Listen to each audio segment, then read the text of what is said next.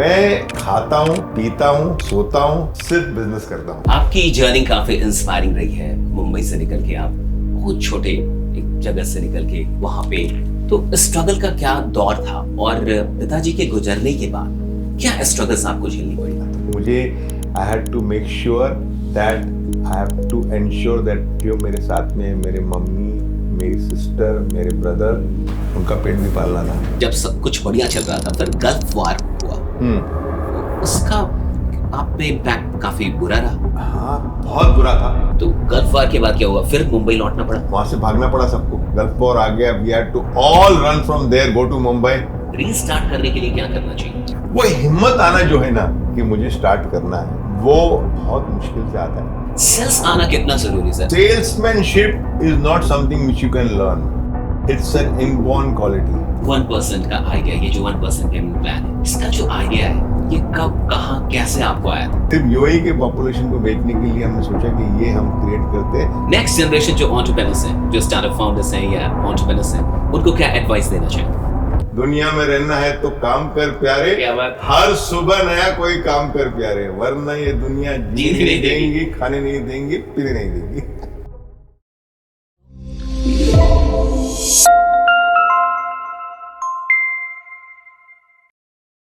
Hi everyone, right now I'm in Dubai and SKD podcast powered by Statement taking place in Dubai right now. और आज हमारे साथ जो guest है वो किसी परिचय के मोहताज नहीं है. He is the inspiration of millions, a man of incredible ideas and undoubtedly the richest Indian in Dubai. So let's welcome Mr. Rizwan Sadi. Sir सबसे पहले तो आपका स्वागत है. थैंक यू, आपको भी बहुत सारी मुबारक की for coming to Dubai and meeting us. So happy to meet you. You are doing a wonderful बहुत अच्छा काम कर रहे हो. अरे आपका मैंने देखा है प्रोफाइल, आपके इंस्टाग्राम, आपकी यूट्यूब, बहुत इंस्पायर करते हो काफ़ी लोगों को. बहुत ही खुश हूँ उससे. This means a lot to me, sir. Seriously, Thank I you mean so it. much. What makes you so humble? I think I come from a very low middle class family.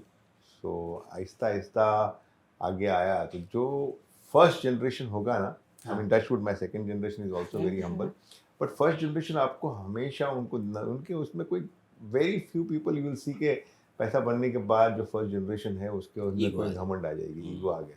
और जिस दिन मैं समझता हूँ उसमें ego आ गया, उसका downfall गया. चालू. हाँ. उसका डाउनफॉल चालू. सो बट फर्स्ट जनरेशन में नॉर्मली जो है ईगो आता नहीं है, और आई थिंक उसी की वजह से है. रिजवान सर के लिए जिंदगी और बिजनेस क्या है? How do you define? हाँ, रिजवान जिंदगी. साजन, जिंदगी और बिजनेस क्या है? जिंदगी और बिजनेस क्या है? मैं खाता हूँ, पीता हूँ, सोता हूँ, सिर्फ बिजनेस करता हूँ. Oh my God. This is why you are on the top. कोई भी, और मेरी फैमिली हमेशा शिकायत करती है कि कोई मैं लेके गया मेरे को हॉलीडे पे, फिर भी मेरा दिमाग चलता है बिजनेस के लिए. तो इट्स लाइक डे नाइट, और बीच में कुछ भी टाइम होगा सिर्फ बिजनेस बिजनेस. पूरा डीएनए के अंदर सिर्फ बिजनेस भरा हुआ है, उसके अलावा कुछ नहीं है. आपकी जर्नी काफी इंस्पायरिंग रही है. मुंबई से निकल के आप बहुत छोटे एक जगह से निकल के वहां पे, तो स्ट्रगल का क्या दौर था और पिताजी के गुजरने के बाद क्या स्ट्रगल्स आपको झेलनी पड़ी? स्ट्रगल बहुत कुछ था उस वक्त. पिताजी जब तक थे तब तो सिर्फ पॉकेट मनी के लिए चिंता करनी पड़ती थी. अच्छा. मतलब कि सिर्फ I have to work, because मेरे जो स्कूल में मुझे डाला गया था उसमें बच्चे लोग पढ़ रहे थे, उनके पास 100-150 रुपया पॉकेट मनी आती थी, मुझे 15 रुपया पॉकेट मिलती थी. तो मुझे उनके साथ बरोबरी में रहना था कि वो अगर एक समोसा खा सकते हैं तो मैं भी एक समोसा खा सकता हूँ. तो वो अगर कुछ they want to spend some money going for a movie, I should also be able to go for a movie. So I just wanted to be with like them, and for that I had to only struggle to get my pocket money, which I of course started doing small businesses, and कुछ बेचना शुरू किया बेचना आपने? शुरू किया. और fortunately I think I am a good sales person. तो उस ज़माने में भी शायद वो इन क्वालिटी थी मेरे पास कि बेच सकता था मैं. तो 100-150 रुपया कमाने के लिए मैं काम करता था. लेकिन जब पापा गुजर गए तब तो पूरा फैमिली का पूरा जिम्मेदारी मेरे पे आ गई. बड़े होने के चलते तो मुझे I had to make sure that I have to ensure that जो मेरे साथ में मेरे मम्मी, मेरी सिस्टर, मेरे ब्रदर, उनका पेट भी पालना था. I have to make sure कि उनकी लाइवलीहुड अच्छे से चले। तो वो बहुत बड़ा धक्का था व्हेन माय फादर एक्सपायर्ड, कि मैं किस तरह से तब क्या एज रही होगी आपकी? 16 एग्जैक्टली 16 Only 16. 16 साल का था, तभी अचानक गुजर गए डैडी, एक्सपायर हो गए, एक एक्सीडेंट में गुजर गए बेचारे। And it was very very shocking, but that's what एक अचानक से तुम्हारे ऊपर पहाड़ गिर पड़ा कि यार अभी इसमें से बाहर निकलो, तो जिम्मेदारी ऐसी आ गई कि निकलना पड़ा। फिर रोड पे किताबें भी बेची? वो तो उससे पहले बेची थी। अच्छा, उससे पहले रोड पे किताबें बेची, फटाके बेचे, दूध बेचा? दूध बेचा, वो सब पॉकेट मनी के लिए बेची अच्छा, थी। वो सब पॉकेट पॉकेट मनी मनी के लिए बेची थी, वो 150 रुपया कमाने के लिए बेची ये थी। ख्याल कैसा है कि मतलब ये बेच लेते हैं और बेच के पॉकेट मनी कर लेते डैडी को पूछा पैसे दो मुझे, हाँ। डैडी ने पूरा बैलेंस शीट बता दिया उनका, अरे कि देखो इतना कमा रहा हूँ, नहीं, इतना नहीं। मेरे पास है, हाँ। इतना मैं तुम्हारे को दे रहा हूँ, सिस्टर को दे रहा हूँ, तो मेरे पास इससे ज्यादा पैसे नहीं है। And he was right, like whatever he was earning he was spending on us, so we could realize कि no, he cannot give us more than the education school fees which he was paying for it. And because I wanted to have a lifestyle which my friends were having, I said what do I do now? या तो मैं मजबूरी में हमेशा उनके सामने हाथ फैलाऊं या खुद का पैसे कमाऊं। तो फिर मैंने सोचा कि नहीं यार, मैं ट्राई करके देखता हूँ। तो डैडी के पास गया कि मैंने कहा 500 रुपया दे दो मुझे, और मैं छोटा सा बिजनेस करना चाहता हूँ। तो उसने बोला कौन सा बिजनेस करेगा तो 500 रुपये? 500 रुपये बड़ी रकम थी उस टाइम पर। मैंने कहा बुक्स दूंगा मैं उनको। तो आई वेंट टू मस्जिद बंदर, जहाँ पे होलसेल मार्केट हमारा होता है, वहाँ से बुक्स उठाए, ट्रेन में लेकर आया, और सारे फ्रेंड्स को बोला, उनके डैडी को, डैडी मम्मी को, देखो आप बुक्स ले रहे हो स्टेशनरी शॉप से, आप मेरे से लो, सेम प्राइस में दूंगा, मैं आपको होम डिलीवरी करके दूंगा सेम प्राइस में, but don't buy from the stationery shop, buy from me. तो फिर उस वक्त मुझे जो डिफरेंस था बिटवीन द होलसेल प्राइस और इनको जो बेचता था, वो 12-15% मिल जाता था मुझे। That was good enough. एक किसी ने 200 रुपये की बुक खरीदी तो मेरे लिए 20 रुपये जमा हो जाता था। तो वो उस तरह से 100-150 रुपया मैं जमा करता था मेरे मंथली पॉकेट मनी के लिए, वो हो जाता था। वेरी हैप्पी, बहुत खुश था मैं, बिकॉज मेरे दोस्त लोग से ज्यादा पैसे थे मेरे पास। अच्छा। I could afford to give them, चाय पीना है, बिस्किट लेना है, मूवी पे चलना है, चल मैं निकालता हूँ तुम्हारी टिकट। क्या बात है। सो पिताजी के गुजरने के बाद फिर मतलब आपने क्या शुरू किया? फिर तो क्या हुआ कि ऑप्शन नज़र बहुत कम आ रहे थे। तो मेरे डैडी जिस कंपनी में काम किया, उन्होंने बहुत लंबा समय तक काम किया था। तो उन्होंने मुझे बुला के पूछा कि क्या बेटा तू क्या करना चाहता है? तो मैंने कहा मुझे कुछ भी आइडिया नहीं अंकल, मैं क्या करूँगा। तो उन्होंने मुझे जॉब पे रख लिया। तो उन्होंने मुझे 2000 रुपये सैलरी दिया। प्रोविडेंट फंड जो होता है अपने इंडिया में, प्रोविडेंट फंड मिलता है। 25 साल एक ही कंपनी में काम किया तो अच्छा खासा वैल्यू प्रोविडेंट फंड में निकल गया। तो उसको बैंक में डाला, उस पैसे को। अच्छा। इंटरेस्ट उससे मिलते रहा। तो उस तरह से गाड़ी हमारी चल रही थी कि भाई छोटा सा मैं काम कर रहा था, छोटा सा प्रोविडेंट फंड से पैसे आ रहा था, तो और छोटा मोटा एक बिजनेस भी कर रहा था ऑफिस आवर्स के बाद, एक कुछ फाइल बनाने का, बॉक्स फाइल बनाने का। तो मेरी लाइफ ऐसी थी, सुबह में 6 बजे उठता था, 7 बजे स्कूल में पहुंचता था, 7 से 10 स्कूल, 10 बजे आई to go to 7 to 10 was school, 10 to 5 I was working with Nathani Steel, जहाँ पे मैं काम कर रहा था। 5 बजे वो छोटा सा बिजनेस किया था। उस बिजनेस के लिए एक फैक्ट्री में जाके वहाँ से माल उठाता था, वहाँ से होलसेल मार्केट में जाता था, वो माल लेके होलसेल मार्केट में बेचता था, पैसे कलेक्ट करके फिर वापस फैक्ट्री में माल देता था कि दूसरा दिन वो प्रिपेयर करे। और इस तरह से मेरी रूटीन चल रही थी 7 days a week at the age of 16 like. But best part was के ये करने से मुझे किसी के सामने हाथ फैलाने की जरूरत नहीं पड़ी। जो मुझे जरूरत थी 6-6.5 हज़ार रुपये महीने की, वो आराम से मेरे बन रहे थे उसके अंदर। पूरा टाइम लगा दिया, लेकिन उसे पूरा टाइम लगाना पड़ा, दूसरा कोई चारा नहीं था। जब तुम्हारे सर के ऊपर पड़ती है मजबूरी, तो there is only one option is to get for it, and that's what I did. I mean it's not only me, I am sure जिसके ऊपर ये मजबूरी आई होगी वो सब उसी तरह से कहीं ना कहीं से उसने अपना रास्ता बना लिया होगा। सेल्समैन बनना, सेल्स में आना मजबूरी थी या शौक था? सेल्स पर्सन तो मैं समझता हूँ कि मैं इनबॉर्न, मेरे में क्वालिटी है, तो उस वक्त भी था। तो जब भी वो पॉकेट मनी के लिए सेल्स करता था, तभी भी ऐसा लग रहा था कि नहीं मैं सेल कर सकता हूँ, कर रहा था। तो उस वक्त भी मजबूरी थी पॉकेट मनी की। उसके बाद जो ज़रूरत पड़ी वो घर चलाने के लिए, तो आई वुड से मजबूरी ज़्यादा थी, लेकिन एक अच्छा लग रहा था मुझे। I was able to sell good, very. Rejection मिलते होंगे? हाँ, सेल्स में तो रिजेक्शन रोज मिलते हैं। तो उसको उससे क्या बहुत कुछ सीखने मिलता है कि कैसे कस्टमर को कन्विंस करना। आज भी काम करता हूँ, आज भी अगर मुझे नीचे जाता हूँ, बैठता हूँ लोगों के साथ, कस्टमर के साथ, कि किस तरह से कन्विंस करना किसी डील।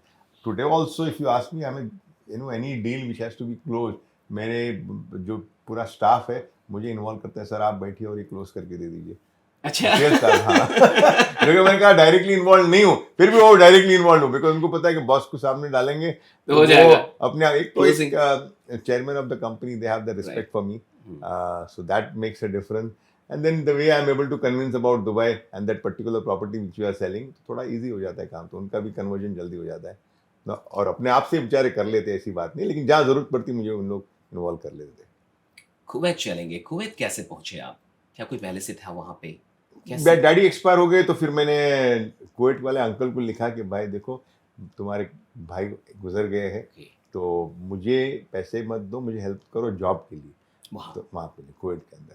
तो उन्होंने उस वक्त बोला बेटा तो खाली 16 साल का ही है, 16.5 हो गया था तेरा, तो 18 हो जाएगा तो मैं तुझे हेल्प करूँगा। मुझे अच्छा, ऐसा ये लगा कहा। कि हाँ। मुझे ऐसा लगा कि ये अंकल सिर्फ खाली बोलने के लिए बोल रहे कि 18 तब तक भूल जाऊंगा मैं, और मैं भूल भी गया था। 18 Oh बर्थडे my को उनका God. मैसेज आया, रिजवान तूने लिखा था 1.5 साल पहले तुझे कुवैत आना है, तो अभी तो 18 साल का हो गया, एंड इफ अच्छा you want to come I am willing to give you job of 18,000 rupees, which means मुझे मैं 6,000 रुपया बड़ी मुश्किल से 6-6,500 हो रुपया पा जमा रहा कर था। रहा था, और मुझे अंकल ने ऑफर कर दिया 18,000 का Three जॉब, तो times. मैं पहुंच गया वहाँ पे।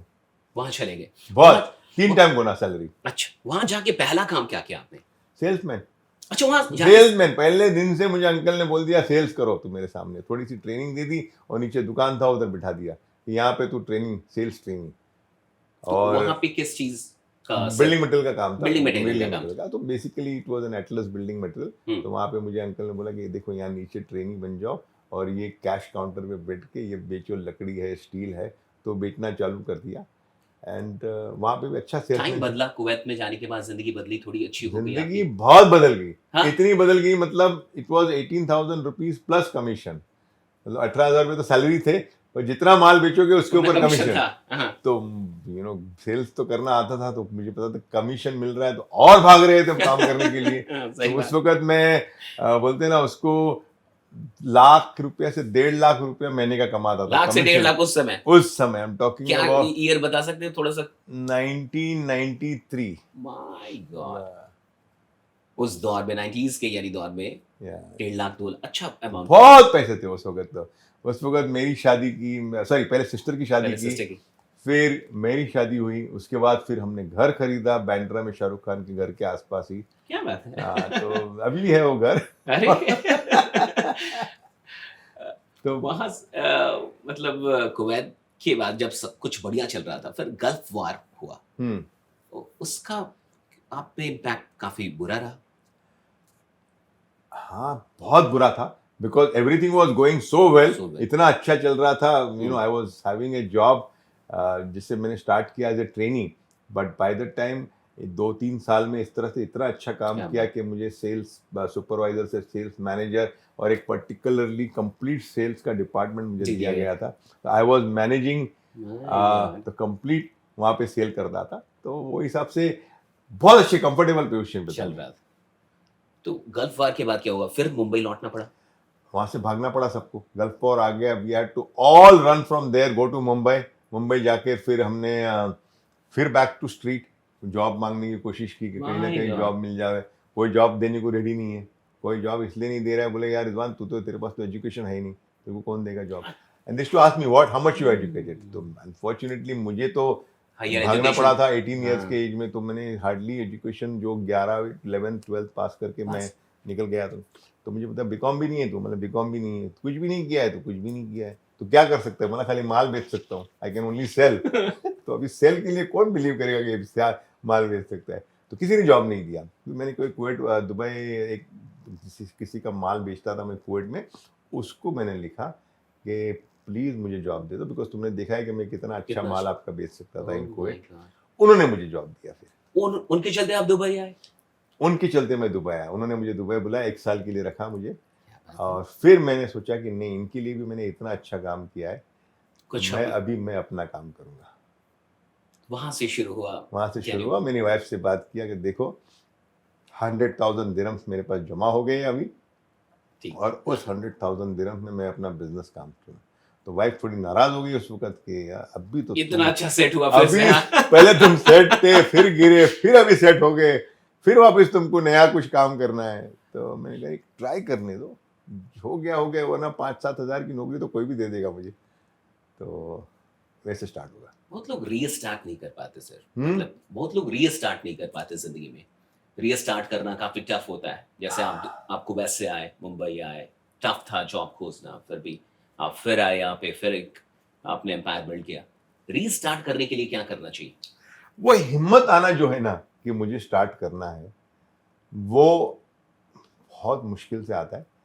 और बिकॉज एक आदमी कंफर्ट जोन में होता है, जैसे मैं भी एक कंफर्ट जोन में था। शायद मैं कुवैत में होता, मैं कभी स्टार्ट तो नहीं करता। बिजनेस ऊपर नहीं। जा रहा था, मैं आराम से कमा रहा था, अच्छा जा रहा था, मैं नहीं स्टार्ट करता। Trust me, I would have क्या नेवर बात। लेफ्ट माय जॉब, बिकॉज उस जमाने में मैं 15 से 20 हज़ार दिरहम, मतलब आई वाज अर्निंग अबाउट, आज की तारीख में 4-5 लाख रुपए कमा रहा था। बाय द टाइम वो जब भी आया, उस जब मैंने time स्टार्ट किया तभी 1,00,000 कमा, लेकिन as we progress I started तो वो मेकिंग चला अबाउट 4 लाख रुपए के आसपास मैं कमाने लगा था। I am talking about 30 years ago. यानी अभी मुझे लगता है 40-50 लाख होगा। हाँ, हाँ? तो इतना कंफर्ट जोन में होगा या एक पर्टिकुलर जो भी तुम सैलरी कमा रहे हो, क्यों छोड़ना? तुम्हारा घर अच्छा सेटल है, तुम खाना सब पीना बढ़िया। अच्छा खा रहे हो, गाड़ी अच्छी है, लाइफ अच्छी है, तो क्यों अपने आप को तुम कोशिश करोगे कि फिर से चैलेंज में फिर से आप चैलेंज लो, फेंकने में। ऊपर जाओगे, फिर नीचे उतरोगे, गिरोगे, गिरे हुए तो क्या होगा, ये सब दिमाग में ख्याल आते रहते। तो हमने कहा कि नहीं, मैं नहीं कुछ करूंगा। तो लेकिन जब भी मजबूरी आती है, जैसे मेरे पे आई थी उस आई वक्त, और लेकिन फिर हमने थोड़ा सा बनाया, तभी मुझे ऐसा लगा कि देखो, मैं जब भी बचपन में मेरे पास पैसे नहीं थे, डैडी गुजर गए थे, तब पैसे बना रहा था। कुवैत में गया, मैंने मेरे अंकल को बना के दिया। हाँ। ये दोस्त ने जिसने मुझे दुबई दुबई में में, बुलाया, हाँ। उसको पैसे बना के दिया। तो there is something in me which I want to try. अगर नहीं जमा तो फिर तो नौकरी कर ही लेंगे। नौकरी को ही देंगे। वो तो मिल ही जाएगा। सेल्स सेल्स आना कितना जरूरी है सर? अगर किसी को सेल्स आ जाए जिंदगी में, आपको लगता है कि मतलब कि वो कुछ ना कुछ कर लेगा? हर आदमी को सीखना चाहिए sales. Salesmanship is not something which you can learn. Okay. It's an inborn quality. Okay, just for example, ठीक।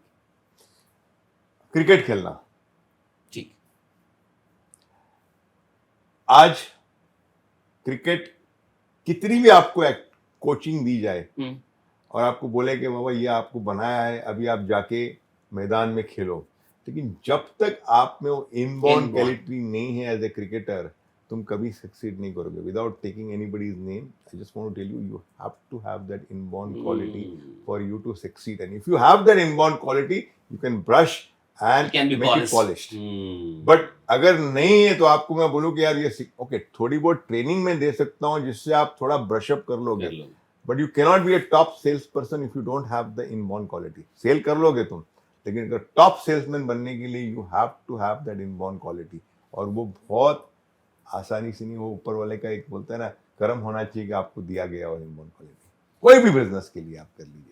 सबसे खास क्या होता होगा ऐसे, मतलब कि जिनके अंदर सच में इनबॉर्न क्वालिटी है? कैसे पहचानते हैं आप? इतने लोगों को आपने हायर किया, ट्रेन किया, कैसे पता चल जाता है कि नहीं इस बंदे में सच में वो सेल्स वाली बात अरे है? मैं खुद सेल्स पर्सन हूँ, तो जब मैं मिलता हूँ ना, हाँ। तो with in fraction of Oh my few God. Minutes I can figure out कि ये काम कर पाएगा या नहीं नहीं कर पाएगा। अच्छा, मैं नहीं बोलता हूँ कि सब जिसको हायर कर रहा हूँ I am 100% right, but 7 out of 10 I think the people who have hired have My been God. Very successful. And 2-3 शायद फिर गलत कभी कभी हो जाता है, वो 10 मिनट के अंदर, इंटरव्यू के अंदर तुम क्या जज कर सकते हो, बट तो 7 out of 10 people have been hired by me have been very very very successful. आप एमबीए देखते हैं, डिग्रियां देखते हैं, या फिर आप कुछ और चेक करते हैं? नहीं, एमबीए नहीं देखता हूँ मैं, डिग्री बिल्कुल नहीं देखता हूँ, क्या बात है, ये फिर- सबको सुनना चाहिए। बिल्कुल हाँ। एमबीए की डिग्री नहीं देखता हूँ मैं, उसकी क्रेडिबिलिटी देखता हूँ, उसका ट्रैक रिकॉर्ड देखता हूँ। Okay, forget credibility, I will say उसका ट्रैक रिकॉर्ड देखता हूँ। ट्रैक रिकॉर्ड में if I want to hire somebody, the most important thing which I look is to कहाँ से उसने स्टार्ट किया Yeah. और कहाँ वो गया स्लोली स्लोली। बिकॉज जनरली क्या होता है कि मैं खुद का एग्जांपल मेरा अपने आप को देखता हूँ when I am hiring a person, if I have to hire a person, he started as a supervisor, and from supervisor how he become a manager, and from manager he started managing the team, अगर ये उसके पास वो team है ना, इसके पास वो quality है ना, वो बिल्कुल आगे जाएगा। बट अगर वो सुपरवाइजर में जैसा हायर किया है और उसी कंपनी के अंदर वो 5 साल तक वो सुपरवाइजर ही रहा है, उसको मैं कभी हायर नहीं करूंगा, कभी नहीं करूंगा। He has to have grown up in the company, then only I will hire him, otherwise I will not hire him. And most important, the track record of the person, कि कितनी साल job किया है। ऐसा नहीं कि 2-2 साल में जॉब चेंज कर रहा है। अगर 2 साल में चेंज कर रहा है तो भी नहीं हायर करूंगा। कम से कम 5, 7, 8 साल उस कंपनी के अंदर काम किया है तो हायर करूंगा उसको, कि वो चलने लायक है कि नहीं, लंबा चल मतलब रहा वो है उसके ऊपर तुम भरोसा कर सकते हो कि नहीं। वरना वो पता चला कि यार एवरी 1.5 साल 2 साल चेंज कर रहे हो तो मतलब नहीं हो बंदे को हायर करना। And whether he or she is able to learn and get better out of it, मतलब वो ग्रो कर सकते हैं कंपनी के अंदर। लर्निंग एटीट्यूड चीजें हैं या नहीं है कि लिए, मतलब अभी इस वक्त अब लाइफ की इस मुकाम पे आने के बाद क्या ड्राइविंग फोर्स होता होगा? अभी भी आप कह रहे थे कि मैं जागते उठते सोते हमेशा बस चलते रहता है। क्या ड्राइविंग फोर्स क्या होगा अब काम करने का? क्या ड्राइविंग फोर्स होता होगा? I think it's a passion. जैसे पैशन वो एक है, वो पता नहीं, वो पैशन है। आज भी मैं रात में every day I start at 10:30 11 o'clock and I work till 9-9:30 every day. If I have to go somewhere, मुझे जाना है कहीं पे एक डिनर के लिए, इसलिए मैं थोड़ा गायब हूँ। Otherwise I would sit in the office till 9-9:30। You enjoy? I like, अच्छा लगता है। और not to make money, I enjoy. आप वो चीज करते हो जिसमें आपको मजा आती है। ऑफ कोर्स पैसे तो बनते हैं उसमें, डेफिनेटली तुम काम करोगे पैसे बनेंगे, बट मुझे काम करने में अच्छा लगता है। मुझे I feel a very satisfaction कि अगर मैं कुछ काम कर रहा हूँ, कोई अच्छा काम कर दिया तो I feel very happy about it, और उसमें मजा आता है मुझे। 1% का आइडिया, ये जो 1% पेमेंट प्लान है, इसका जो आइडिया है ये कब, कहाँ, कैसे आपको आया था? क्योंकि इसके चलते पूरी दुनिया जानती है आपको। आपने बड़ा आसान कर दिया दुबई में, मतलब घर लेना, चीजें करना। ये आइडिया कैसे आया था? दुबई इसकी में कहानी क्या है, मतलब एग्जैक्ट स्टोरी चाहिए इसके पीछे की। बिजनेस जब स्टार्ट करना था प्रॉपर्टी का, तो बहुत बड़े बड़े जब भी मैंने, okay I will put it this way, whenever I have started any business, always started with some USP. I will give you an example. Okay, building material जब भी हमने स्टार्ट किया था, तो बिल्डिंग मटेरियल सब लोग बेसिक बिल्डिंग मटेरियल बेच रहे थे। Actually, I'm not going to sell basic building material only. I'm going to sell all the decorative building material. And that was my USP, that this company is not selling only a plywood and steel. He's selling all the different decorative which is required to build a building or an interior of that shop. Yeah.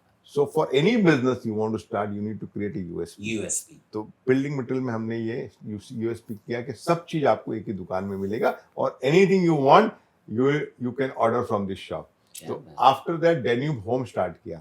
Danube home के अंदर भी ऐसा किया कि आपको carpets है, curtains है, doors है, एल्यूमिनियम है, विंडोज है, सब कुछ एक ही दुकान में मिलेगा, एक ही फिक्स प्राइस पे मिलेगा, आफ्टर सेल्स सर्विस मिलेगा। तो that was the USP of Danube. तब उस समय दुबई में ऐसी कंपनियां नहीं थी, ऐसी नहीं थी, कोई भी नहीं था। We were the first one who are able to offer everything under one roof. जैसे आप देखते हो होम डेपो अमेरिका में, वैसा हमने mini home depot type Danube home का किया। फिर हमने कहा प्रॉपर्टी में आ रहे हैं तो I have to find some USP, वरना मुझे तो खा जाएंगे ये लोग, बड़े बड़े जाइंट्स है, बहुत बड़ी बड़ी कंपनियां तब भी ना। And so I said okay what is the USP I can do. तो हमने फिगर आउट किया कि 90% ऑफ द पॉपुलेशन जो है वो एक्सपैट पॉपुलेशन है, यहाँ पे रह रही है, लंबे टाइम से रह रही है। उनको अगर प्रॉपर्टी खरीदना है तो उनको बैंक लोन नहीं मिल रहा है, and they want to buy a property because they want to stay here for a longer time. तो उनको बेचने के लिए, सिर्फ यूएई के पॉपुलेशन को बेचने के लिए हमने सोचा कि ये हम क्रिएट करते हैं कि आप छोटा सा जो आपने सेविंग किया है आप प्रॉपर्टी में डालोगे और बैलेंस आपको मिलेगा 1% पेमेंट प्लान। तो आप आराम से आपकी सैलरी से 1% देके अपना घर खरीद सकते हो, ताकि बाद में आपको रेंट पे रहने की जरूरत नहीं है। तो that was the USP created.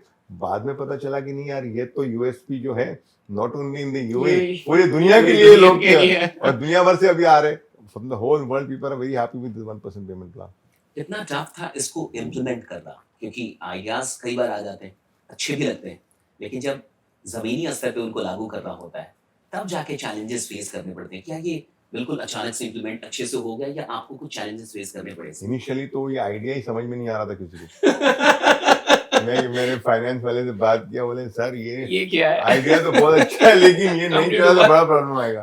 पूरा कंपटीशन वाले ने सोचा कि ये तो रिजवान भाई ये स्टार्ट कर रहे हैं 1%, ये तो 2 साल के अंदर भाग जाने वाला है, 1-1.5 साल के है ना? अंदर। हाँ, all where when we started, but the idea was very clear in my mind कि मैं ये 1% दूंगा। I will go to the bankers. मैंने 1-2 बैंकर से बात किया जिससे मैं डील करा, तो देखो ये मेरा प्लान है, इस तरह से मैं अपने आप को सिक्योर करूंगा, इस तरह से आपको सिक्योर करूंगा, बिकॉज आपकी जरूरत पड़ेगी मुझे, और मुझे एक कन्विंस कर काम लिया करने आपने? दो। I was able to convince the bank and क्या बात। that's it. Once the bank gave me the green Right, yeah. signal, I said, go ahead now. But the formula was very clear because I was collecting the down payment and I was doing it for 1% payment plan. So I knew that I was able to collect a certain money from the customer, which was helping me to secure myself or the company. And in the bargain, the customer also was benefiting because without interest, he was able to get that 1% payment. कोई interest नहीं लेते, कोई interest नहीं लेता था, 100% ही पैसा देते, उसके अलावा 100% कोई इंटरेस्ट नहीं कोई देते। नहीं, बिल्कुल नहीं। अभी हम लोग जहाँ बैठे हैं, convertible apartments, hmm. Again a new idea, right? ये आइडिया कब आया? See, क्या होता है कि when you start business, 1% payment plan तो था, fully furnished अपार्टमेंट भी था। I believe that every day you have to invent something new. क्या तो अभी इशू ये आते थे कि कस्टमर आ रहा है, उसको 2 बेडरूम चाहिए, लेकिन उसके पास बजट नहीं था 2 बेडरूम का। वो तो के पास सही बात चाहिए, लेकिन एक बेडरूम का पैसे की बजट है, वो नहीं चाहिए तो। चाहिए 2 बेडरूम का, बच्चे लोग को रहना है, दादी मम्मी डैडी को रखना है। पैसे ओके, लेट्स क्रिएट समथिंग। हम इसी बिजनेस के अंदर, डेन्यू होम के अंदर, फर्नीचर के अंदर है, तो एक आइडिया है कि क्यों ना, हमने कहीं देखा था कि नहीं, इसको हम लोग कन्वर्टेबल बना दे ताकि दिन में आपका लिविंग रूम हो जाए, रात में आपका बेडरूम हो जाए। कन्वर्टेबल बन गया, people are very happy because पैसे एक बेडरूम के ही दे रहे हो, लेकिन आपको रहने के लिए 2 बेडरूम मिल जा रहे हैं। और अभी तो हमने अभी लॉन्च किया 3 बेडरूम, एक बेडरूम के पैसे दो और यू गेट 3 बेडरूम। उसी में बैठे हुए हैं हम लोग, उसी में बैठे हुए आपको बताऊंगा वीडियो के अंदर कि आपका एक छोटा सा एक कमरा ऐड कर दिया जिसको आप मल्टीपर्पज रूम बोल सकते हो, जिसमें आप मंदिर बना सकते हो, ऑफिस बना सकते हो, या उसको बेडरूम बना सकते हो, या बच्चों के लिए, किड्स के लिए, कुछ भी कर सकते हो। आई mean you have it's a multipurpose room including a washroom inside, a proper washroom with a shower, so that can be created as a separate room. So that means you're paying for 1 bedroom, you're getting 3 bedroom. अब ये project चल रहा है, किस नाम से चल रहा है? Aspires, Aspire, जिसके अंदर ऑफिस और रेसिडेंस सेम बिल्डिंग के अंदर है, सेम बिल्डिंग में। सेम कब बिल्डिंग। तक हैंडओवर हो जाएगा? अगर कोई 3 साल में एनी प्रोजेक्ट हम लोग 3 साल में हैंडओवर उससे पहले ही कर देता हूँ। डेन्यूब का एक ट्रैक रिकॉर्ड है, whenever you buy from Danube you will be getting handover before time. तो 1% देते 3 years में 100% तो नहीं हो पाए। नहीं, उसके बाद पोस्ट ओवर हैंडओवर है। हमारा बेस्ट पार्ट है कि हैंडओवर के बाद भी आपको 1% देने की जरूरत है। तो मतलब एडवांटेज क्या है, हैंडओवर के पहले मैं 70% आपसे ले लेता हूँ, हैंडओवर के बाद 30% लेता हूँ। तो आपका जो इन्वेस्टमेंट है, फॉर एग्जांपल आपने $1 मिलियन मेरे से इन्वेस्ट किया, या 2 करोड़ रुपया, 3 करोड़, 2 करोड़ दिया, आप मुझे सिर्फ दोगे 70%, मतलब you will give me only 2 crore में सिर्फ 1.4 करोड़ आप दोगे मुझे, और बाकी का जो 60 लाख से पोस्ट हैंडओवर दोगे। तो आपकी प्रॉपर्टी का इन्वेस्टमेंट जो है 2 करोड़ में आप सिर्फ 1.4 करोड़ दोगे, बाद में वो प्रॉपर्टी को रेंट पे चढ़ा दोगे। तो मेजोरिटी तो पीपल जो इंडिया से आ रहे हैं वो प्रॉपर्टी खरीदे रेंट पे। तो इमेजिन करो, आप 2 करोड़ की प्रॉपर्टी खरीद रहे हो, आप मुझे 1.4 करोड़ दे रहे हो, तो उसमें रिटर्न ऑन, एक तो होता है आरओआई रिटर्न ऑन इन्वेस्टमेंट, एक होता है रिटर्न ऑन इक्विटी। तो आपने रिटर्न ऑन इक्विटी मतलब you have put only 1.4 crore and you are getting a rental income on 2 crore. अभी तो 60 लाख दिया नहीं, लेकिन आप 60 लाख का उसका वो रेंटल चालू हो गया। तो you understand finance very well, तो आपको बिल्कुल समझ में आ गया आरओ रिटर्न ऑन इक्विटी तो बहुत अच्छा मिल जाता है आपको। बहुत अच्छा है फिर तो 1% से शुरू हो जाएगा बुकिंग या कुछ भी ऐसे जिसको। तो आरओई जो होता है ना, ये अप्रोक्सीमेटली 12 से 14% होता है। यहाँ पे आरओआई 7 to 8 to 10% होता है, बट आरओई इज 12 to 14%। इसलिए दुबई बेस्ट है अभी इन्वेस्टमेंट करने के लिए। दुबई जैसी कोई जगह नहीं है, और इसलिए नहीं कि मैं बाल बेच रहा हूँ। Okay, I will give you an example why Dubai is a very very good place to invest, and I'm not using any sales talk over here. It's simple logical reason मैं आपको मैं समझाऊंगा। Today Dubai is the safest place in the world. No doubt. No doubt. Okay? No doubt about it. Dubai is growing at a very fast speed, which I'm sure everybody agrees कि जिस तरह से Dubai का growth हुआ in the last 10 years My God. is the highest number of millionaires have migration in Dubai. कितने millionaires all over the world आ रहे हैं, और अच्छा आने के बाद सब रह ही जाते हैं। आने के नॉट ओनली रह जाते, वो अपना एक बिजनेस स्टार्ट करते। एक मिलियनर जो आएगा वो सिर्फ यहाँ पे सिर्फ सोने के लिए नहीं आएगा, बैठने के लिए नहीं, वो अपना बिजनेस स्टार्ट करेगा। मोस्ट इंपॉर्टेंट थिंग, यहाँ पे इनकम टैक्स नहीं है, जीरो, अभी तक जीरो इनकम टैक्स है। कितना भी कमा लें। कितना भी कमा लो आप, इनकम टैक्स आपका है ही नहीं। कॉर्पोरेट टैक्स है ओनली 9%, बट इनकम टैक्स आपका नहीं है यहाँ पे। अच्छा, फिर आपका हेल्थ सेक्टर जो है, यानी मतलब आप बीमार हो जाओ, जैसे कोविड में आपने देखा था जिस तरह से लोग बीमार हुए थे, यहाँ जिस तरह से लोगों का ख्याल रखा गया था कोविड के अंदर, वॉज अनबिलीवेबल। यहाँ की मोर्टेलिटी रेट थी ना, मतलब कि आदमी किसी को कोविड होता है और वो गुजर जाता है कोविड की वजह से, वॉज 0.00001%, मतलब था ही नहीं मोर्टेलिटी। और जो गुजर रहे थे वो समथिंग वेरी ओल्ड पीपल और बहुत क्रॉनिक बीमारी वाले होंगे, वही गुजर रहे थे। नॉर्मल आदमी को कुछ नहीं हो रहा था, बिकॉज एज सुन एज उसको कोविड होता था उनको इमीडिएटली हॉस्पिटल में लेके जाते थे और इमीडिएटली उसका ट्रीटमेंट होता था। उससे पहले वैक्सीनेशन भी गवर्नमेंट ने सबसे पहले दे दिया था। तो यहाँ का हेल्थ सेक्टर है बहुत बढ़िया है। एजुकेशन सेक्टर, दुनिया भर की यूनिवर्सिटीज यहाँ पे है। तो आपका Canadian university, Australian university, American university, India के भर भर के यहाँ पे यूनिवर्सिटी, सब के सब यहाँ पे मोस्टली यहाँ पे है। ये हो गया आपका हेल्थ सही हो गया, आपका क्या बोलते हैं उसको, एजुकेशन सही हो गया, इंफ्रास्ट्रक्चर सही हो गया। फिर मोस्ट इंपॉर्टेंट थिंग, आपको कोई कंट्री में रहना है तो आपको एक वीजा चाहिए। तो आपने छोटा सा इन्वेस्ट किया, $550,000 का आपने प्रॉपर्टी खरीदी, आपको गोल्डन वीजा मिल जाएगा। कितने पे? $550,000 पे। वो भी आपको पूरे पैसे देने की जरूरत नहीं है, सिर्फ आपने 10%, 10+4 दिया, मतलब कि 550,000 में $50,000 आपने दिया। आपको 10 साल का गोल्डन वीजा सिर्फ आपको नहीं, आपकी पूरी फैमिली को मिलेगा। पूरी फैमिली को मिल जाता है इतने में। आज मुझे यूएस का अगर 10 ईयर का कुछ ग्रीन कार्ड बोलते हैं, इन लोग का पीआर बोलते हैं, जो भी बोलते हैं, आप लेने की कोशिश करो, देखो कितने पापड़ बेलने पड़ते हैं। यहाँ 10 साल का सीधा आपको गोल्डन वीजा गवर्नमेंट बुला के दे देगी अगर आपने $550,000 की प्रॉपर्टी ली। तो that's how effective it is इनका। अच्छा, रोड फैसिलिटी, रोड्स जो है यहाँ पे बहुत अच्छे, यहाँ पे आपको कहीं नजर नहीं आएंगे बम्प। नो, मेट्रो सर्विस इतना प्यारा है, रोड इतने बड़े बड़े एक्सपांशन, इनका जो बढ़ती है, ट्रैफिक बढ़ता है तो इतना इंफ्रास्ट्रक्चर बढ़ते जा रहा है कि आपको नजर नहीं आएगा कि ट्रैफिक बढ़ रहा है, लेकिन इतना आपको ट्रैफिक नजर आएगा। Weather wise also I would say थोड़ी गर्मी जरूर है। कौन सी कंट्री में गर्मी? इतनी दिल्ली एनसीआर में सर, हम लोग रह रहे, इतनी दिल्ली एनसीआर में, दिल्ली एनसीआर में 40 चल रहे हैं। अच्छा, यहाँ 6 से 7 महीना जो है ना बहुत अच्छा वेदर है। क्या बात, यानी मतलब सितंबर के बाद अक्टूबर, नवंबर, दिसंबर, जनवरी, फरवरी, मार्च बहुत बढ़िया वेदर है। इतना मजा आएगा कि पूछो नहीं आपको। तो अप्रैल से थोड़ी गर्मी चालू होती है, अक्टूबर, तो वेदर वाइज ऑल्सो भी अच्छा है। रिलीजन वाइज ये बहुत इंपॉर्टेंट पॉइंट है। ये दुबई के अंदर हम सारे हिंदू, मुस्लिम, क्रिश्चियन, सिख, ईसाई सब साथ में मिलकर रहते हैं। आपको यहाँ पे कोई दंगे फसाद की जरूरत नहीं नजर आएगा कि किसी ने दंगा कर लिया, किसी के बारे में कुछ बोल दिया और लड़ाई शुरू हो गई। धर्म के नाम पे जो लड़ाई होती रहती है उधर, या पॉलिटिकल रीजंस की वजह से कोई लड़ाई कर रहा है, कुछ नहीं। That is the reason the progress. आज तुम्हारा फोकस सिर्फ ध्यान में लगा हुआ है, काम में लगा हुआ है, आप फालतू चीजों में है ही नहीं। तो वो इंपॉर्टेंट है कोई कंट्री के लिए या कोई सिटी के लिए ग्रो करने के लिए। अच्छा, वो हो गया आपके नॉर्मल पॉइंट। अब मैं आप प्राइसेस के ऊपर आता हूं कि why Dubai is a good investment. आप प्राइस कंपेयर करो दुबई का versus the whole world.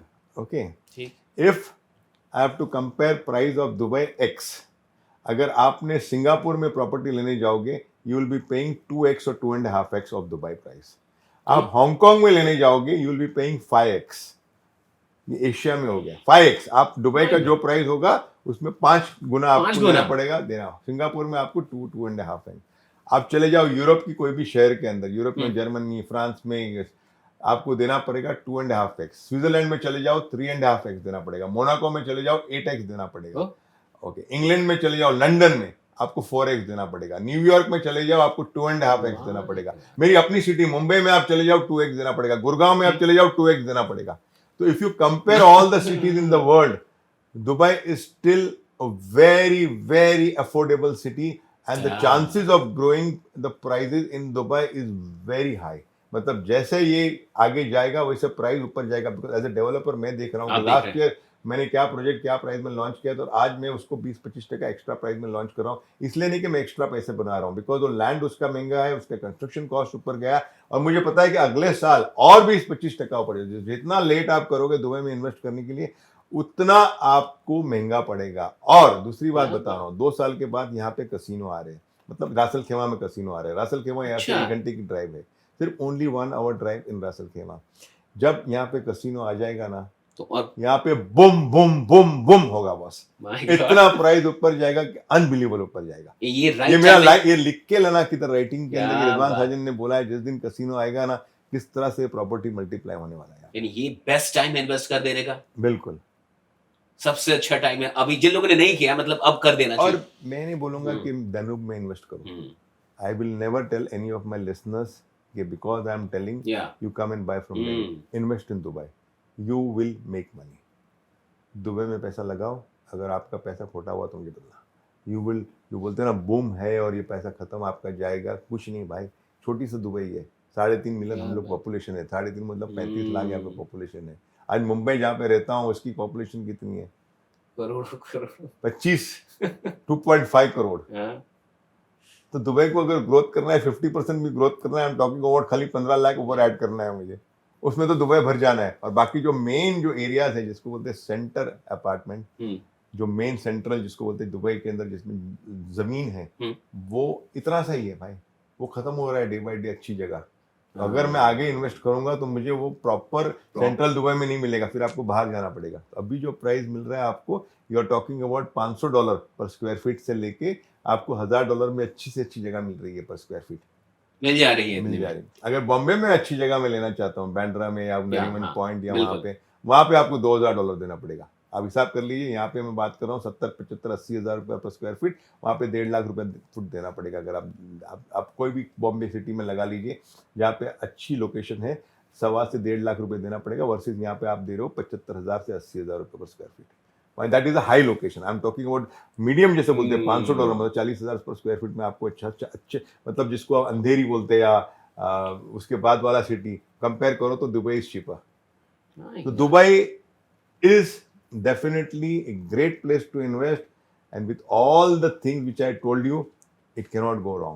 You will, It cannot go wrong. anybody is investing in Dubai is going to make money, and this is good for your children because you invest now, your children are going to benefit out of it. अभी जैसे मान के चलिए कोई 2 करोड़ आज लगा रहा है यहाँ पे, 3 साल बाद, 4 साल बाद उस प्रॉपर्टी की रेट कहाँ चली जाती होगी? कितना एप्रिसिएशन I हो would जाता say 20-25% appreciation I can count आराम से, आराम से? आराम से इतना हो ही जाता है यहाँ उतना पे, होता ही है। तब तो बेस्ट है। तो जब 2 यानी गुना 4 साल 5 साल में आपका पैसा डबल है ही, 4 साल के अंदर। बहुत अच्छे हैं, अभी मतलब तक तो हुआ है जिसमें, सुरक्षित रूप में। हाँ, एक तो मुझे लगता है कि रियल एस्टेट सबसे सेफेस्ट प्लेस है इन्वेस्टमेंट का। और सेकेंडली ROI तो अच्छा ही है आपका, हम्म, आपको 7 to 10% ROI मिल मिलता रहा है, है। 12 से 14% आपको ROI मिलता है बिकॉज ऑफ पेमेंट प्लान। और क्या चाहिए? आप इंडिया में आज लगाओगे पैसा, कितना ROI मिलता है आपको? इसलिए आप इंडिया में शुरू नहीं कर रहे, इंडिया में शुरू या कोई इसलिए, ऐसा है, मतलब विजन है कि कभी ना कभी शुरू करेंगे? ऑफ कोर्स कभी ना कभी करूंगा, मैं एज एन करेंगे? इंडियन है क्या बात डेफिनेटली करूंगा। That's मेरा great. भारत महान और मैं जरूर करूंगा इसके लिए, लेकिन फिलहाल हम इतना बिजी है दुबई के अंदर कि अभी टाइम ही time नहीं है नहीं मुझे मिल जाने रहा। के लिए। जब यहाँ पे मार्केट कुछ कम होगी तो मैं आऊंगा।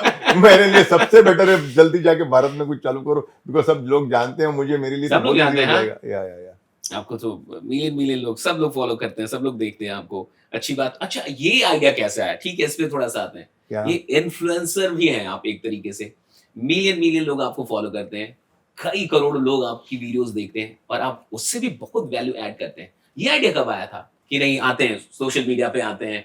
मैं अब- इसे बोलते हैं ना, ऐसे ही स्टार्ट कर दिया हमने। मुझे किसी ने, मेरे नेव्यू ने मुझे बोला कि अंकल आप आइए सोशल मीडिया पे। मैंने कहा यार मैं क्या करूंगा, उसने मुझे टिकटॉक बोला था। हाँ, तो एक रील बना के डाला तो लोगों ने बहुत पसंद किया। हमने कहा ये तो बहुत अच्छी जगह है कि बिकॉज एक रील डालो और इतने लोगों की इतने लोग थ्रू देख रहे हैं। जाती है। फिर उसको ऊपर हमने काम किया। इनिशियली तो बहुत तकलीफ भी हुई रील बनाने के अंदर, पढ़ पढ़ के मैं बोल रहा था। लेकिन आहिस्ता आहिस्ता फिर हो गया एक आदत की नहीं, विदाउट पढ़े भी बोल सकता हूँ मैं, कुछ भी दिल में आया मैं जल्दी से बोल देता हूँ, तो वो अच्छा हो गया। और उसके वजह से मुझे अच्छा फायदा हुआ है, बिकॉज आज क्या हो गया, बिकॉज सोशल मीडिया की वजह से लोग जानते हैं मुझे। मैंने भी आपको सबसे पहले मतलब सोशल मीडिया पे ही देखा, इंस्टाग्राम पे। मैंने Yeah. तुरंत मैसेज किया था आपको। Yeah. आपकी वो वीडियो थी जिसमें आप बता रहे थे कि ऐसे रूम में मैं रहता था, या इतने वर्कर साथ में रहते थे, सुबह 4 बजे 16 आदमी लोग रहते थे हम लोग, 16 लोग। एक रूम के अंदर 16 आदमी रहते थे हम लोग, बंक बेड ऊपर नीचे, बाथरूम 2 ही था, 16 आदमी को बीच में। सुबह सबको ऑफिस भागना होता था और सुबह लड़ाई होती थी, बाहर निकल जल्दी मेरा टाइम है। वहां से निकल के क्या चाहिए बिजनेस में सफल होने के लिए? कोई नया बिजनेसमैन है, कोई अभी शुरू कर रहा है, क्या 3-4 चीज़ें होनी चाहिए कि हम बिजनेस में सफल हो सकते हैं? आई थिंक एक तो कुछ यूएसपी होना चाहिए, जिस आई ठीक। फील इज सबसे वेरी इंपॉर्टेंट, कि अगर हाउ यूएसपी यू आर नहीं, different how from you are others? Different. अगर राइट। तुम रेस्टोरेंट चालू करो, नॉर्मल रेस्टोरेंट तुम बेचोगे, मैं लेबनीज खाना बेच रहा हूँ या इंडियन खाना बेच रहा हूँ, चाइनीज खाना बेच रहा हूँ, तो तुम फर्क क्या है? कुछ तो तुम्हारे में यूएसपी क्या होनी बात चाहिए, तो वो एक होना चाहिए। एंड उसके अलावा एक्सपीरियंस डेफिनेटली होना चाहिए जो भी बिजनेस आप स्टार्ट करोगे। ऐसा नहीं बिकॉज आपके जेब में पैसा है और अच्छे शेफ हो, ओके, आपके जेब में पैसा है और अच्छा शेफ हो, तो तो आपका रेस्टोरेंट नहीं चलेगा। आपको रेस्टोरेंट का बिजनेस का नॉलेज होना चाहिए कि रेस्टोरेंट किस तरह से चलता है, किस तरह से खरीदी करोगे, किस तरह से आप कस्टमर से बात करोगे, किस तरह से कस्टमर को सर्व करोगे क्या प्लेट के बात अंदर, वो टेस्ट कैसा होगा, वो पूरा एक एक्सपीरियंस जिसके लिए आपको 2-3 साल काम करना होगा कर लेना रेस्टोरेंट चाहिए। में, फिर आप चालू कर सकते हो। क्या बात है! Just because a body builder you can not start A gym, उसका भी एक ओह! एक्सपीरियंस होगा, क्या तो भी बात! आपको जिम, तो मैं खाली बता रहा हूँ आपको, खाली बहुत बड़ी बात। ये हाँ। वो एक्सपीरियंस होना जरूरी है। और सेकंड थिंग, जो आइडिया आया उसको इम्प्लीमेंटेशन करना जल्दी से। उसको अगर सोचते रह जाओगे कि यार मैं उसको कल करूंगा, परसों, यानी वो खाली पेपर में बना के खाली उसका उसको यार ये भी करना चाहिए, वो भी करना चाहिए, सोचना नहीं है। जो दिमाग में आया फटाफट चालू करके you have to give an every day come out with a new idea. आज अनूप है, वी कम आउट विद कुछ ना कुछ नया लाते हैं कस्टमर के लिए। अगर नहीं लाओगे तो फिर तुमको तुम्हारा कंपटीशन तुमको लेके चला जाएगा। ये रहता अभी भी? अभी भी है ना, आपने देखा ना, मैंने आपको बताया ना, ये पहले 1 का 2 बनाया हमने कन्वर्टेबल, अभी 1 के 3 में बैठे हो आप 3 में बैठे अपार्टमेंट हैं, हाँ। में। नेक्स्ट अरे, तो इस लेवल पे भी दिमाग में मतलब ये चल रहा है कि कॉम्पिटिशन है और बरकरार रहना है, कुछ ना कुछ नया करना होगा। ये चलता अपने है? आप आ जाती है idea, veins your mind keeps thinking कि कुछ नया लाना है, हुँ। अपने आप आइडिया आ जाता है। अभी भी कुछ अच्छे अच्छे प्रोजेक्ट आने वाले हैं, जिसका ऑफकोर्स मैं डिस्क्लोज नहीं कर सकता हूँ, लेकिन जब ये आएगा तो आपको बहुत मजा आएगा। अरे यार ये भी हो गया यहाँ पे, इतना मजेदार प्रोजेक्ट आ गया, कुछ और सरप्राइजिंग कुछ आप और लेके गए, सरप्राइजिंग हो उस पे गया। काम चल रहा है। कम प्लान चलते थे नया, दुनिया में रहना है तो काम कर प्यारे, क्या बात! हर सुबह नया कोई काम कर प्यारे, वरना ये दुनिया जीने जीने नहीं नहीं देगी। देंगी, खाने नहीं देंगी, पीने नहीं देंगी। आपकी सक्सेस का अगर कोई राज पूछे हम्म, कि कैसे वहां से उठ के एक 16 लोगों के साथ एक छोटे से कमरे में रहने वाला इंसान और फिर आज कई लोगों को घर दे रहा है। I think I personally feel के देखो, अगर आप बोलते हो कि उस वहाँ से उस कमरे से लेके आज रिजवान सचिन कैसे रिजवान सनाज बना, तो हार्ड वर्क आज भी कर रहा हूँ, उस वक्त भी हार्ड वर्क कर रहा था। आज मैं अगर 10-11 घंटे काम करता हूँ तो उस टाइम पे मैं 15-16 घंटे काम करता था। हार्ड वर्क बहुत इंपॉर्टेंट है, परसिस्टेंस, जो काम कर रहे हो उसको परसिस्टेंसली काम करता था। और जब तक मैं समझता हूँ कि जितनी बार एक क्राइसिस आई मेरे के ऊपर, कि जहाँ पे मैं डाउनफॉल आया मेरा, डाउनफॉल मतलब कोई जगह से एज ए बिजनेस तुम करते हो तो you have to go through ups and down in business. बहुत लोगों के साथ ये होता है कि जब डाउनफॉल आता है तो बेचारे धंधा बंद करके उनको they have to go to the back square one. But here the foundation I made in the company so strong कि जब ना गिरा उतना फिर से ऊपर स्ट्रांगली वापस आया। एंड समझता हूँ कि आपको, मैं अगर सिंपल लैंग्वेज में रईस पिक्चर देखा था, हाँ।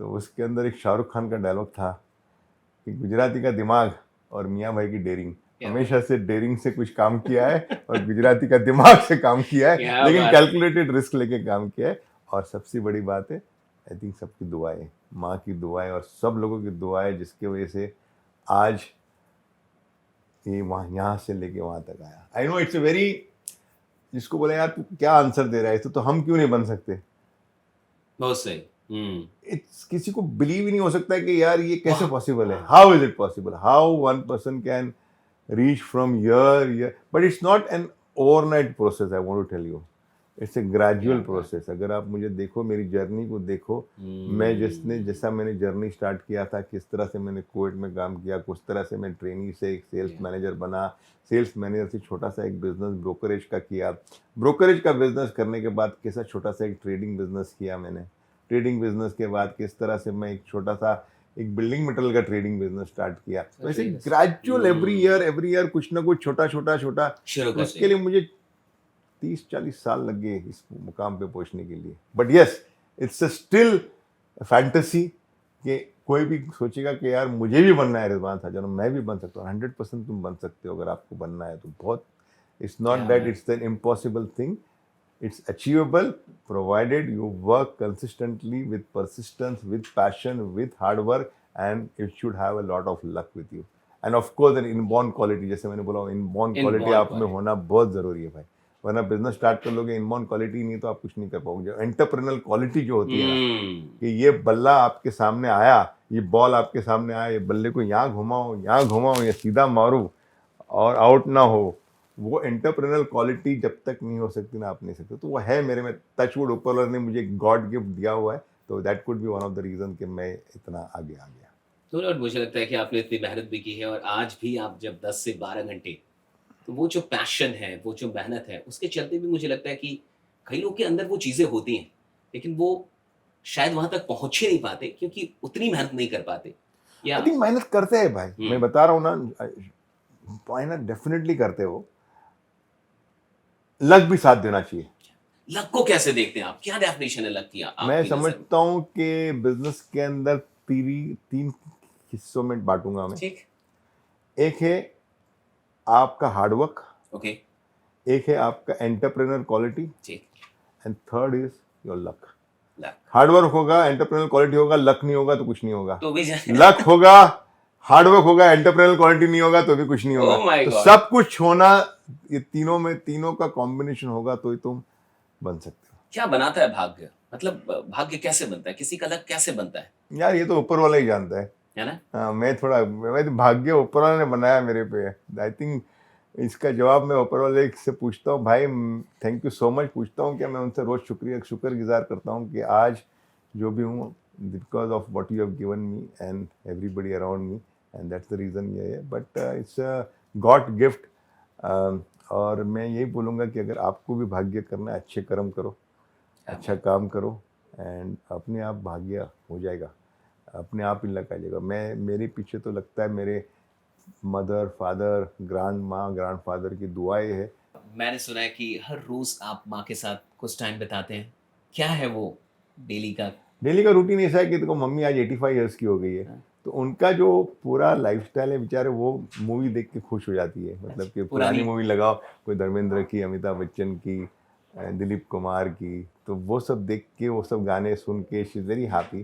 तो उनके साथ बैठता हूँ। अभी तो शाहरुख खान भी पसंद है उनको, उनकी मूवी पसंद आती है उनको। तो गोविंदा बहुत पसंद है उनको, गोविंदा की मूवी, गोविंदा काफ़ी हंसाते हैं उनको। संजय दत्त की मूवी बहुत पसंद है। तो all this movies I put for her, I watch with her आधा पौना घंटा, और फिर उसके साथ उनकी जो मज़ा आती है, वो देखो देखो देखो क्या कर रही है, वो देखो कितना बदमाशी कर रही है, देखो you know all this, she keeps talking and I enjoy all that sitting with हर। और मज़ा भी आता है अगर पुरानी पिक्चर को आप देखो ना बैठ के मम्मी के साथ में, and the way she enjoy then when I am sitting with her, उनके जो एक्सप्रेशन बाहर निकलते हैं वो बहुत अच्छे निकलते हैं। कितना इम्पोर्टेंट है आज, एक्चुअली आज ऐसा हो रहा है कि बच्चे माँ बाप को टाइम नहीं दे पा रहे हैं और वृद्धाश्रम, बहुत सारे वृद्धाश्रम खुल चुके हैं भारत में भी, मैं देख रहा हूँ, और अजीब सा एक ट्रीटमेंट है माँ बाप को लेके। क्या कहना चाहेंगे न्यू जनरेशन को? लेकिन गलत है ना? गलत है, बहुत गलत है। बिकॉज माँ बाप ने, जिसने आपको पैदा किया, जिसने आपको इस मकाम पे पहुंचाया, उसको तुम आश्रम में छोड़ के आओ, वो सोच भी कैसा सकते हो? तुम सोच कैसा सकते हो कि जिस माँ बाप ने आपको इतना लायक किया, इतना बड़ा पोस्ट के, उसने पूरी जिंदगी आपके लिए निकाल दी, उसको तुम आश्रम में छोड़ के? अब मेरे जहन में तो नहीं आता। I would never do that to my mother. और when I got married also, मेरी वाइफ से पहला कंडीशन था कि हमारी मम्मी हमारे साथ में है और उनका ख्याल मुझे रखना है। एंड लकीली वाइफ भी, कॉपरेशन उसका अच्छा था कि उन्होंने, मेरे बेटे ने जब शादी की, उसने भी वही बोला, देखो मेरे मम्मी डैडी साथ में है, मैं उनको नहीं छोड़ूंगा, क्या बात। तो आपने घर के अंदर मिलजुल के रहना है। तो वो परंपरा आज भी चल रही है, and we are so happy कि 4 जनरेशन खुशी से रह रहे हैं। लास्ट क्वेश्चन सर आपसे ले रहे हैं हम लोग की, नेक्स्ट जनरेशन जो एंटरप्रेन्योर्स हैं, जो स्टार्टअप फाउंडर्स हैं या एंटरप्रेन्योर्स हैं, उनको क्या एडवाइस देना चाहेंगे? उनको यही बोलूँगा, आप जिस जनरेशन में हो, बहुत ही फास्ट जा रही हो generation, so you have to catch up with what's happening around you, because the competition level is definitely increase. अगर आप you can not be working like me, जिस तरह से हम लोग बेसिक काम कर रहे थे और बेसिक जो सीख रहे थे कि बाबा ये खरीदा, ये बेचा, Yes. इतना पैसा कमाया, नहीं।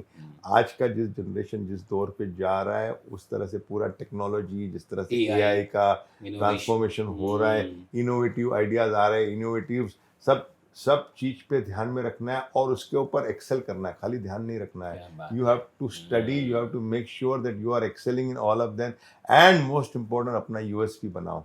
क्या एक बात। तो एक टेक्नोलॉजी को सीखो और अपना यूएसपी बनाओ, फिर अपना बिजनेस स्टार्ट करो, और एक्सपीरियंस लेने के बाद, बिकॉज एक्सपीरियंस नहीं लोगे, फिर से मैंने बोला कि अगर आप शेफ हो और एआई सीखने के बाद भी आप नहीं कर सकते, थोड़ा एक्सपीरियंस लो, बाद में आप काम करो, जरूर थैंक आगे यू जाओगे। So much sir, thank you so much sir, अपना वक्त देने के लिए बहुत बहुत शुक्रिया।